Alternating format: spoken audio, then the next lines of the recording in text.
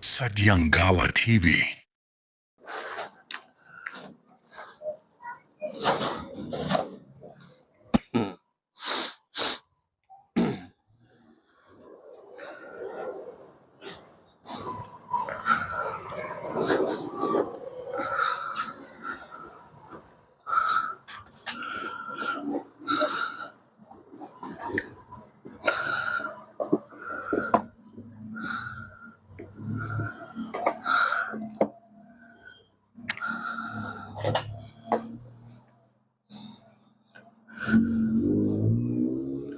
Panibagong araw, panibagong kayod na naman.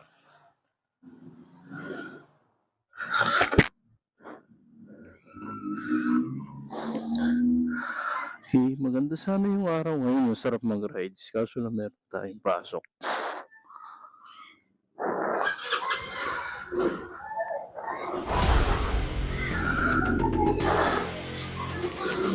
Anak.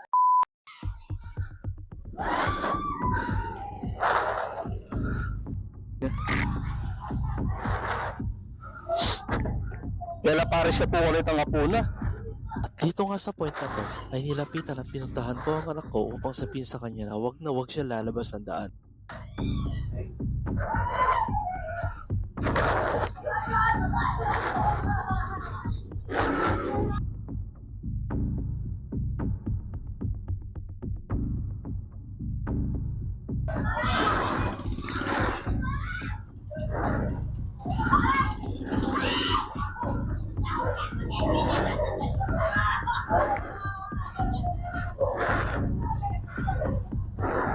Ramdam ko pa rin ang kaba dito at kilabot, lalo na pagbata na ang pinag-uusapan.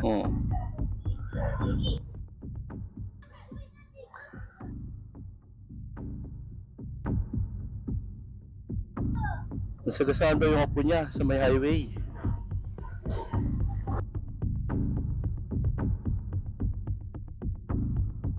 Sa kami yung tape, Galual.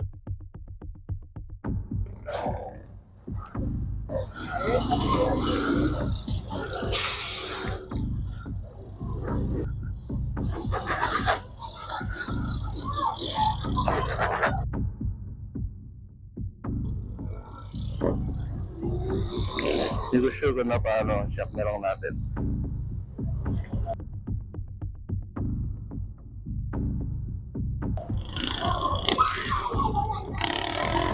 Siya guys.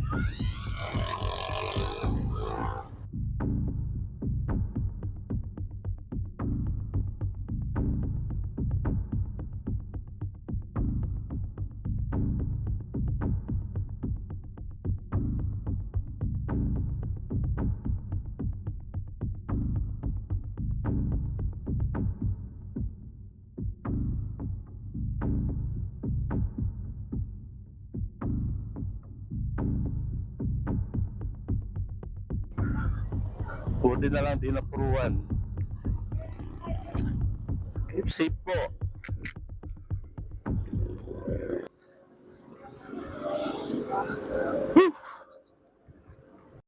Pinost ko tong video na to, hindi para magpasikat o pag-usapan. Awareness lamang po. Minsan kasi sa sobrang pagmamadali natin sa buhay, sa trabaho, sa eskwela, nakakalimutan na natin ang kalsada ay walang pinipiling biktima. Isang paalala lang po sa lahat ng magulang at tagapag-alaga. Huwag nating hayaan lumabas ang mga bata na walang kasama, lalo na't kung malapit ito sa kalsada. Ang kalsada ay hindi playground.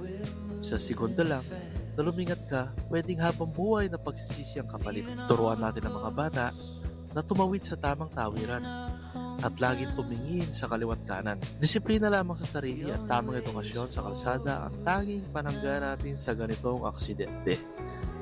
Sana ay magsilbi itong aral sa ating lahat. At sa mga ka-riders natin dyan na papasok ng trabaho, huwag kayong magmadali. Ang trabaho ay pwedeng balikan, pero ang buhay ng tao ay walang reset button. Ingat po tayo palagi. Ride safe. Laging alert po.